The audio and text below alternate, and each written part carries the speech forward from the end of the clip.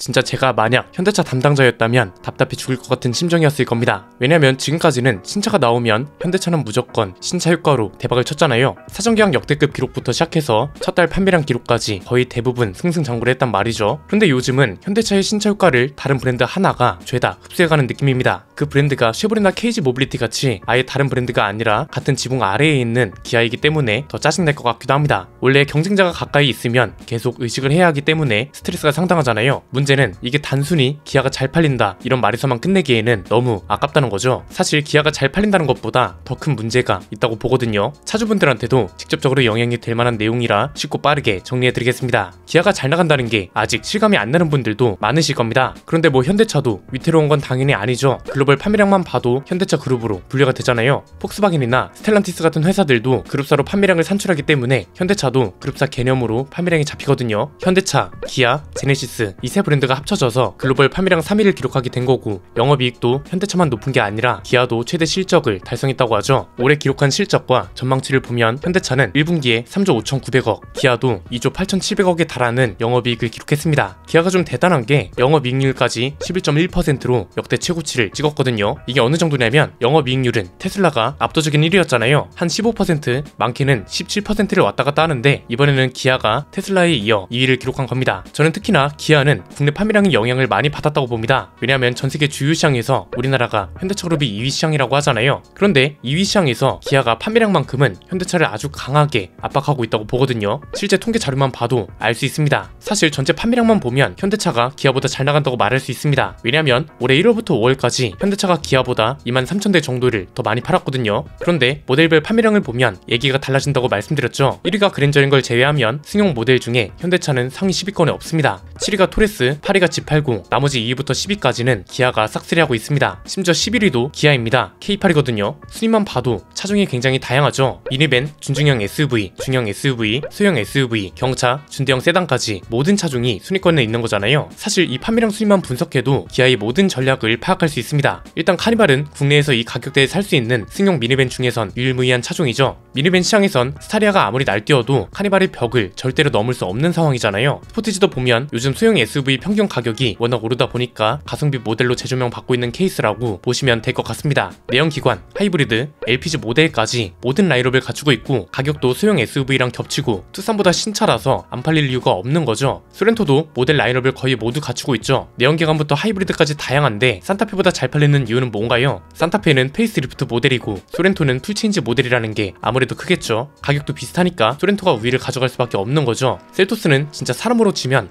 자수성가에서 성공한 케이스라고 볼 수 있습니다. 얘가 사실 페이스리프트 될 때는 거의 관심을 못 받았거든요. 비슷한 시기에 아이오닉 6 같은 새로운 전기차가 출시돼서 자연스럽게 묻혔는데 최근에 코나 덕분에 반사 이익을 봤다고 볼 수 있습니다. 코나가 가격을 엄청나게 올려버리면서 트릭스가 이 반사 이익을 누리나 싶었잖아요. 그런데 차주들 입장에선 트릭스 가격대를 보고 다른 차종도 알아보다 보니까 셀토스도 의외로 가격대가 괜찮다는 걸 발견하게 된 거죠. 중요한 건 실구매 가격인데 트릭스 주력 판매 트림이 2,800에서 3,000 정도 하는 상위 트림이잖아요. 이번에 셀토스가 연식 변경이 되면서 4기통 엔진하고 8단 변속기가 맞물리기 시작했습니다. 트릭스는 3기통의 6단 변속기고요. 셀토스에 옵션 이것저것 넣으면 트릭스 주력 트림하고 가격이 비슷해지니까 트릭스 알아보러 갔다가 셀토스로 넘어가는 사람들도 굉장히 많다는 겁니다. 이건 트릭스가 증산을 하기 시작한 월 판매량을 봐도 알 수 있는 대목입니다. 트릭스가 뭐 수출 물량 때문에 국내 판매량이 적다고 하는데 셀토스도 수출 물량이 굉장히 많죠. 레이로 넘어가 보면 카니발하고 비슷한 맥락이라고 볼 수 있습니다. 현대차한테는 경차가 캐스퍼밖에 없고 가격대도 워낙 세잖아요. 이 가격대에 이 정도 공간을 가진 경차를 찾을 수가 없는 게 사실이고 최근에 페이스리프트를 하면서 상품성을 한 번 더 개선했습니다. 이러니까 기아의 판매 전략은 뭐다? 현대차보다 신차거나 현대차가 안 파는 차를 팔거나 현대차보다 저렴하게 판매하면서 그랜저를 제외한 다른 차종들 판매량을 싹쓸이하고 있다고 볼 수 있습니다. 물론 현대차도 지금 기대하는 부분이 없지는 않을 겁니다. 어쨌든 그랜저가 1등을 하고 있고 소나타도 최근에 페이스리프트 되면서 반응이 좋고 심지어 산타페는 풀체인지 되잖아요. 우리도 신차 출시하는데 잘 되겠지? 분명 이런 기대를 하고 있을 텐데 문제는 기아는 가만히 있냐 이겁니다. 신차마다 따져보면 현대차가 우위를 가져갈 수 있을 만한 포인트가 잘 안 보입니다. 그냥 쭉 볼까요? 카니발 페이스리프트가 조만간 나오죠. 하이브리드의 순수 전기 모델까지 추가된다고 하잖아요. 가뜩이나 독점 수준으로 잘 팔리고 있는데 이 정도면 판매량이 더 압도적으로 많아질 수밖에 없을 겁니다. 이에 질세라 현대차는 팰리세이드를 페이스리프트 하면서 하이브리드 모델을 추가한다고 했는데 문제는 뭔가요? 최근에 기아가 EV9을 출시하면서 대형 SUV 라인업에서 가져갈 수 있는 관심을 상당 부분 가져가 버렸다는 거죠. EV9은 티저 공개 때부터 모터쇼 공개 그리고 출시까지 전 세계적으로 관심을 받아온 차잖아요. 지금까지는 없었던 국산 대형 전기 SUV가 가져간 관심만큼 완전 신차가 아닌 페이스리프트 모델이 가져갈 수 있을까 싶은 거죠. 이렇게 될 줄 알고 현대차가 산타페를 출시하는 건지는 모르겠지만 여기도 문제가 있죠. 소렌토가 페이스리프트 되잖아요. 산타페가 불리할 수밖에 없는 게 어차피 파워트레인 라인업은 똑같을 겁니다. 그러면 결국 디자인이랑 가격 차이일 텐데 산타페 디자인이 엄청나게 센세이션할 정도가 아니라면 글쎄요, 소렌토를 이기기는 힘들지 않을까요? 애초에 소렌토는 현재도 너무 잘 팔리는 차이기도 하고 무엇보다 가격에서 소렌토가 우위일 수밖에 없잖아요. 산타페는 풀체인지고 소렌토는 페이스리프트입니다. 산타페는 지금 풀체인지가 되면 6천만원을 찍을 거라는 말도 나옵니다. 실내도 그랜저급으로 나온다니까 그럴 수밖에 없을 겁니다. 이렇게 되면 코나랑 비슷해질 거라고 봅니다. 왜냐면 코나도 소형 SUV인데 4천만원을 찍으면서 엄청 비싼 차라는 인식이 바뀌었잖아요. 지금 산타페랑 소렌토도 풀옵션 모델은 5천만원대를 찍긴 하지만 아직 6천만원은 안 찍었단 말이죠. 만약 산타페가 6천만원대를 찍어버리면 코나보다 비싼 차라는 낙인이 찍히면서 이 반사 이익을 소렌토가 가져갈 확률이 매우 높다는 겁니다. 세단 쪽도 마찬가지죠. 소나타가 최근에 페이스리프트 되면서 반응이 꽤 좋습니다. 그런데 조만간 K5 페이스리프트가 출시될 겁니다. 심지어 전기차 쪽도 문제죠. 아이오닉 5가 고성능 모델이 나온다고 하잖아요. 그런데 EV6는 페이스리프트 예정입니다. 어떤 차종을 봐도 현대차가 길을 펼 수 있는 순간이 없다는 거죠. 결국 그랜저한테 모든 걸 걸 수밖에 없는 상황이라는 건데 문제는 K8도 곧 페이스리프트 된다고 하잖아요. 그랜저는 지금 부정적 이슈가 그 어느 때보다도 많죠. 그래서 K8이 그랜저 판매량을 이기기는 힘들어도 다른 때보다 판매량 영향은 훨씬 많이 주게 될 겁니다. 이렇게 되면 K8은 그랜저를 이기진 못해도 K8 덕분에 그랜저 판매량에 영향이 가고 이 덕에 상위권에 있는 카니발이나 소렌토가 판매량을 역전할 수 있다는 거죠. 자, 여기서 분석을 끝내면 너무 흔한 얘기가 되겠죠. 이 현상이 무서운 진짜 이유는 따로 있다고 봅니다. 기아가 더 잘 나간다는 건 전망과 분석이 아니라 그냥 현실, 팩트를 해석해 주는 거고요.